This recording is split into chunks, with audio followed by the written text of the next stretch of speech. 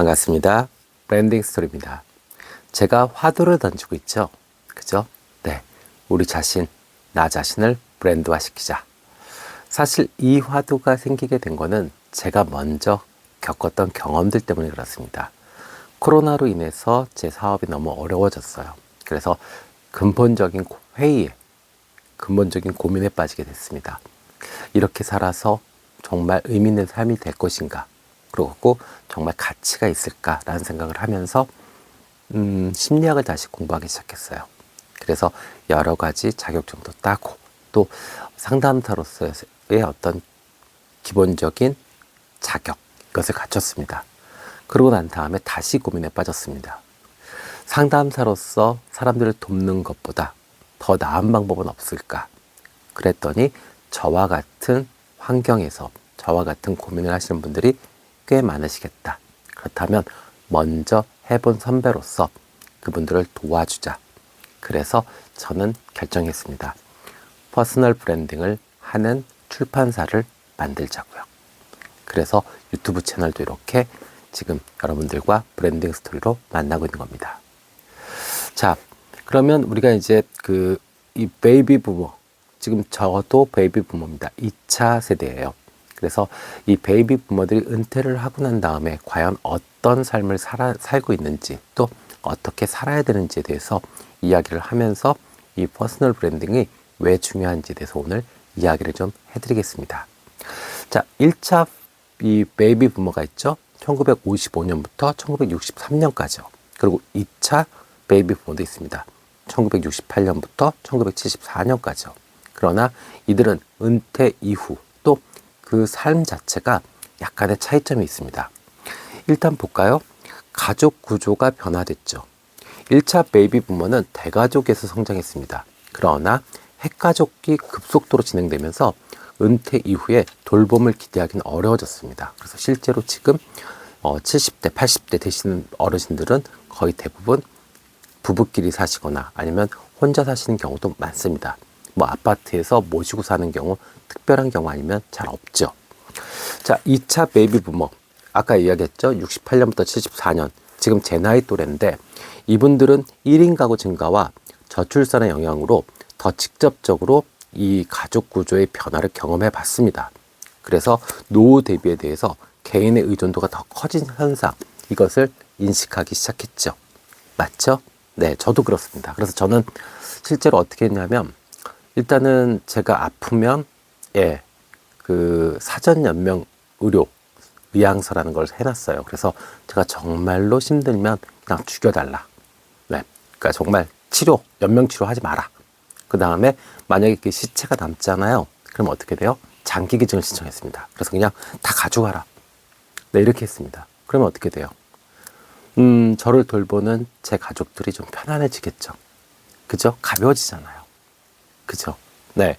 혹시 몹쓸병에 걸렸는데 이 양반을 살려야 되는지 죽여야 되는지 고민할 필요도 없고 또 뭐 죽고 난 다음에 의미 있게 이 어르신이 이렇게 판단해서 이렇게 의미 있는 행동을 했으니 뭐 그 사후에도 별 문제 없이 뭐 장례만 치러주고 낙골당에 저를 그냥 갖다 놓으면 끝나는 일이니까요. 그래서 저도 그렇게 생각을 했습니다. 그리고 살아있는 동안에는 이렇게 의미 있고 가치 있는 퍼스널 브랜딩을 하시고 싶어 하시는 분들을 도와서 책도 만들고 그분들을 또 이렇게 브랜드화 시킬 수 있는 그런 어떤 도구로서의 삶을 살아가면 제 노후는 꽤 괜찮을 것 같다는 생각을 했었습니다. 네. 자, 그리고 이 두 세대는요, 또 디지털 격차도 있죠. 그래서 1차 베이비 부모는 디지털 환경에 익숙치가 않아요.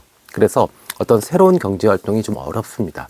실제로 우리가 뭘 하나 팔려고 해도 식당을 해도 마찬가지죠. 네이버에 뭐 등록해야 되잖아요. 그죠? 구글에 등록해야 되고 뭐 이런 거 잘 못하세요. SNS는 아예 활용도 못하시고요. 이러다 보니까 이 디지털 환경에 어려움을 겪습니다.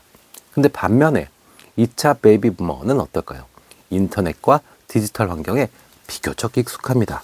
그래서 온라인으로 무엇인가 물건을 팔거나 아니면 자신을 브랜딩하거나 하기에 사실은 유리한 환경에 있죠. 맞죠? 자, 그리고 또 평균 기대 수명이 차이가 생겼습니다. 자, 1차 베이비 부모들은 지금 60대에서 70대입니다. 그래서 사실적으로 노후 준비가 부족합니다. 그러다 보니까 경제적으로 어려움을 대다수가 겪고 있습니다. 물론 특별한 경우에 건물주인 분도 계실 것이고 아니면 뭐 외국계 투자를 하셔가지고 큰 돈을 갖고 계신 분들도 계시겠죠. 그러나 일반적으로는 경제적으로 어려움을 많이 겪는 분들이 많습니다. 반면에 2차 베이비붐은 어떨까요? 실제로 80세나 90세까지 정정하게 살 거다라고 예측이 됩니다. 그러면 어떻게 되죠? 은퇴 이후의 삶이 길어집니다. 이것에 대해서 심각하게 고민을 해봐야 됩니다. 살아는 있어요. 근데 경제활동을 하지 못해요. 사회적으로 고립돼요. 그러면 큰일 납니다. 그래서 이것에 대해서 우리가 심각하게 고민을 한번 해봐야 될 시기입니다. 자, 정년과 고용에서도 우리는 1차와 2차에 어떤 변화가 있었던 것을 경험해 봤습니다. 1차는 비교적 안정적인 직장, 네, 고용이 보장되는 중소기업도 마찬가지였어요. 그리고 중소기업도 대기업으로 성장하기도 하고 중견기업으로 성장하는 경험을 우리는 봤습니다. 그렇기 때문에 대부분 안정적인 직장에서 퇴직 때까지 정년이 보장되는 경험을 했었죠. 그러나 2차는 어떨까요? 2차는 IMF, 그 다음에 금융위기 같은 것을 겪으면서 비정규직이 늘어나게 되고요. 또 고용 불안을 경험하게 됩니다. 그래서 실제로 어떤 퍼스널 브랜딩에 대한 니즈가 2차 세대에는 분명히 있습니다. 그리고 지금 여러분들이 2차 세대라면 그거에 대한 막연한 어떤 걱정, 두려움 이런 것들도 있고 뭔가 해봐야 되겠다라는 어떤 그 계획 이런 것들도 가지고 계실 겁니다. 자, 자산 형성과 기회에도 차이가 있죠. 네, 1차는 부동산의 어떤 전반적인 상승기를 겪었습니다. 그러다 보니까 조그만 집 하나가 갑자기 아파트로 툭딱 변해가지고 몇십억 자산가가 되고요. 또 열심히만 일해가지고 뭘 하나 했는데 그것이 건물로 지어지고 뭐 이런 경험들도 있죠. 그러나 금융 주식이 부족해요. 그래서 실제로 저도 이런 분들을 만나 뵈면 자산은 있는데 실제 현금은 없다. 이렇게 이야기를 하세요. 그래서 건물이 새가 안 나가면 생활고에 시달리시는, 정말 아이러니하죠? 건물주인데 생활고에 시달리시는 분들을 많이 만납니다. 지금 앞으로 자영업자들이 계속 줄줄이 망할 거예요. 그리고 사실 자영업을 하기가 이 나라가 되게 어렵습니다. 왜 그럴까요? 최저임금 때문에 그렇죠. 그리고 이상한 노동법 때문에 그렇죠. 그래서 만약에 내가 돈이 좀 있어서 나는 끝나고 난 다음에 은퇴하고 난 다음에 뭐 식당이나 한번 좀 괜찮은 식당 하나 차리자. 안 됩니다. 네, 임금 감당 안 되고요. 그리고 그 노동법에서 조금만 잘못하면 바로 범죄자 됩니다. 그래서 큰일 납니다. 안 하시는 게 맞습니다. 자, 2차는 어떨까요? 네, 2차는 일단은 부동산이 폭등하는 시기를 지켜봤죠. 수혜를 받지 못했습니다. 그러다 보니까 내 집 마련이 좀 버거워요. 그래서 집 한 채 겨우 만드는 것도 힘듭니다. 집 한 채만 만들어도 성공한 거예요. 거기에 대출 끼고 뭐하고 뭐 그럴 수 있지만 어쨌든 간에 그렇다 보니까 상대적으로 자산 형성에 불리한 여건에 처해 있습니다. 저도 마찬가지예요. 저도 집 한 채 겨우 가지고 있는데 그거 유지하는 것도 버겁습니다. 네. 자, 연금과 복지에도 차이가 있죠. 1차는 국민연금을 수령하는 시기가 됐어요. 그래서 실제로 수령하겠죠. 그러나 가입 기간이 짧아서 연금액이 충분하지 않습니다. 그러니까 노후 생활을 보장해 주지 않아요. 북유럽의 정말 뭐 어떤 선진국처럼 그렇게 못 삽니다. 네. 2차는 어떨까요? 2차 베이비붐은 연금 개혁이 일어날 겁니다. 그러면 분명히 연금을 수령하는 연령이 늦어지게 되고요. 또 더 많은 것들을 개인이 책임져야 되는 그런 현상을 우리가 목격하게 되고 겪게 될 겁니다.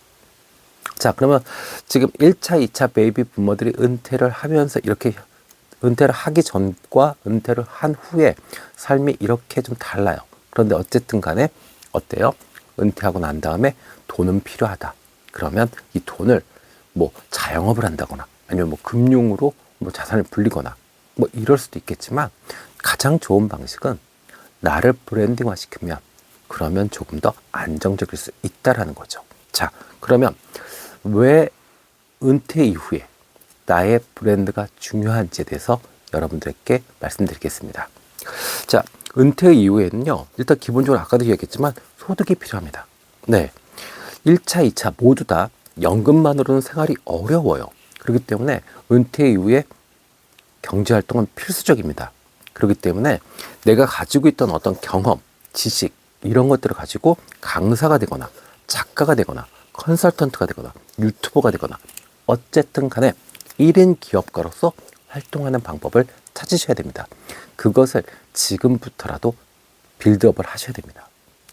자, 이렇게 좋은 퍼스널 브랜딩이요. 사실은 단계 시간이 좀 걸려요. 네, 아주 지루한 싸움이 될 수도 있습니다.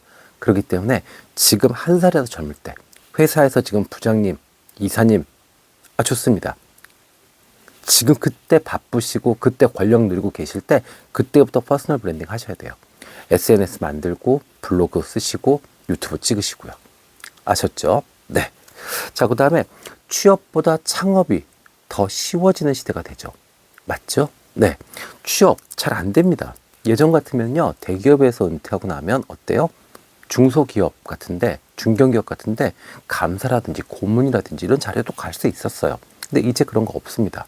그리고 또 50대 이후에 어떤 새로운 일자리 거의 없죠. 거기다가 만약에 있다고 하더라도 취업 경쟁률은 어마어마합니다. 네. 그렇기 때문에 이 퍼스널 브랜딩을 만들어서 본인의 경험과 지식으로 새로운 시장을 개척하고 구축하시는 것이 맞죠. 내가 은행에 있었다. 그러면 대출 담당했다. 그러면 대출의 최고의 권위자가 되시면 돼요. 아파트 대출, 자동차 대출, 그걸 가지고 유튜브도 찍으시고 글도 쓰시고 그거 가지고 인스타나 이런 거 SNS 활동하시면서 사람들한테 도움도 주시고요. 이렇게 하시면 분명히 퍼스널 브랜딩이 만들어지는 겁니다. 퍼스널 브랜딩이라고 해서 막 내가 무슨 갑자기 뭘 어떻게 해야 되나? 아니에요. 내가 가지고 있는 것 중에서 찾으시면 돼요. 아셨죠? 네. 자, 그 다음에 이제 필요한 것은 디지털 경제에 적응을 하셔야죠. 맞죠? 네. 그래서 특히나 이제 2차 베이비 부모는 온라인 활용 능력이 상대적으로 좀 강하죠. 그죠? 능력이 좀 있죠. 그러다 보니까 SNS, 유튜브, 블로그를 통해서 개인 브랜드를 구축할 수 있습니다. 네. 그리고 이제 제가 책을 만들어 드리고 또 강연의 기회를 만들어 드리면 이제 퍼스널 브랜딩이 꽃을 피겠죠. 그쵸? 네. 그래서 이 퍼스널 브랜딩을 한다는 건 좋은 게 뭐냐면 내가 고객을 찾으러 다니거나 기다릴 필요가 없게 됩니다. 왜요? 고객이 직접 찾아오는 구조를 만들 수 있습니다. 업계의 가장 권위자가 될 수 있으니까 소문이 그렇게 나요. 브랜딩화됐기 때문에. 그러면 분명히 고객이 알아서 찾아오게 되고 거기에 컨설팅을 하든 상담을 하든 아니면 지식 기반으로 무엇인가를 해주든 뭐 여러 가지들이 있을 수 있죠. 그죠? 네, 충분히 가능합니다. 네. 자, 그 다음에 이 네트워크와 신뢰 자본을 구축할 수 있다라고 이야기를 합니다. 자, 네트워크 효과. 퍼스널 브랜딩은요, 결국 이 전문가가 되는 거죠. 그죠? 내가 지금까지 살아왔던 경험, 지식을 가지고 그 해당 분야의 전문가로서 우뚝 서게 되는 겁니다. 그러면 당연히 어떻게 돼요? 신뢰가 형성되죠. 그죠? 그러면 지속적으로 기회가 만들어집니다. 정말 죽을 때까지 내가 존경받고 인정받으면서 일을 할 수 있고 돈을 벌 수가 있는 겁니다. 네, 좋죠? 자, 그리고 더더욱 중요한 거 있죠. 네트워크 효과요. 네. 사회적으로 고립되지 않습니다. 늙고 힘없고 그리고 점점 몸도 아파지는데 사회적으로 고립된다 그러면 고독감이 엄청날 겁니다. 그죠? 그래서 이것을 피할 수 있는 방법이 퍼스널 브랜딩입니다. 자, 새로운 협업의 기회가 만들어지죠. 또 경제적 기회가 계속 만들어질 수 있는 것이 개인의 브랜드, 퍼스널 브랜딩의 장점입니다. 네. 자, 오늘은 이렇게 여러분들과 저의 경험을 통해서 이 1차, 2차 베이비 부모와 또 그 이후의 은퇴 삶, 거기서 이 개인의 브랜딩화, 퍼스널 브랜딩의 중요성에 대해서 여러분들하고 이야기를 해봤습니다. 네. 오늘 영상으로 뭔가, 내가 정말 블로그라도 한번 해야겠다. 내가 정말 인스타라도 개설해야겠구나. 이런 용기를 좀 얻으셨으면 좋겠습니다. 네.